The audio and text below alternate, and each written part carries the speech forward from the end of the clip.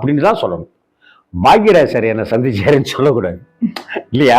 என்னதான் தேமுதிக இன்னைக்கு நசுங்கி இன்னைக்கு கொஞ்சம் குறுகி போய் இருந்தாலும் கூட, இன்னைக்கு வாக்கு வங்கியை சிதற விட்டு இருந்தாலும் கூட, அது கேப்டன் தான். தேமுதிக தான்.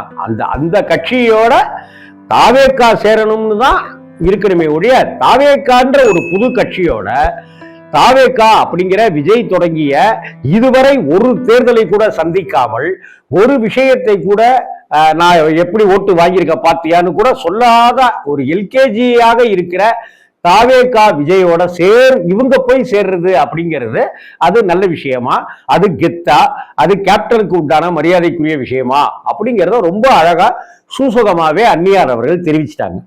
இதே போல சில தேமுதிக நண்பர்களா இருக்கட்டும் அல்லது தாவேகா காரங்களா இருக்கட்டும் என்கிட்ட பேசும்போது ஒரு விஷயத்த சொன்னாங்க. ஏங்க, டிஎம்